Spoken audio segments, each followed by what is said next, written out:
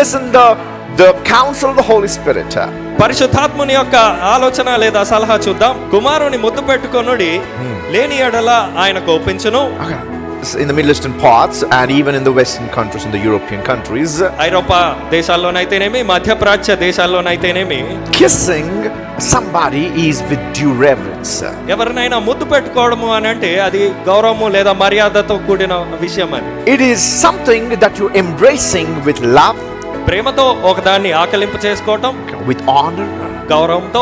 So Bible says, Bible ఇలా సెలవిస్తూ, when you kiss him, ఆయన్ని ముద్దు పెట్టుకుంటే you మీరు are under his protection. మీరు ఆయన సంరక్షణలో ఉంటారు.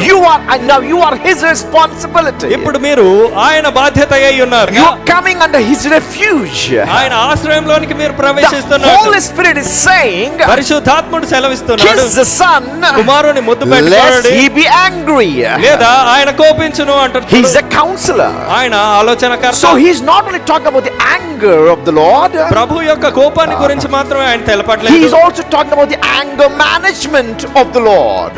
ప్రభు యొక్క కోపాన్ని ఏ రీతిగా మనం తగ్గించగలము అనే విషయాన్ని The తెలియజేస్తుంది. Holy Spirit is saying, పరిశుద్ధాత్ముడు సెలవిస్తున్నాడు, kiss the Son, కుమారుని ముద్దు or పెట్టుకోండి, lest he would be angry. లేదా ఆయన కోపించును So అంటున్నాడు. if you kiss him, ఆయన్ని మీరు ముద్దు he పెట్టుకుంటే would not be angry anymore. ఇకను ఆయన కోపించాడు, Rather he would embrace you మిమ్మల్ని దానికి బదులుగా హత్తుకుంటాడు ఆయన. and bring forth the mercy of God over your life. మీ జీవితం మీదకి దేవుని యొక్క కరుణను తీసుకొస్తాడు. That's why the Holy Spirit is called counselor. అందుని బట్టే పరిశుద్ధాత్ముని ఆలోచనకర్త అంటారు. ముద్దు Every పెట్టుకుంటే time we kneel before him, ప్రతి మారు ఆయన ఎదుట we మోకాలు are వంగుతాం. kissing the Son.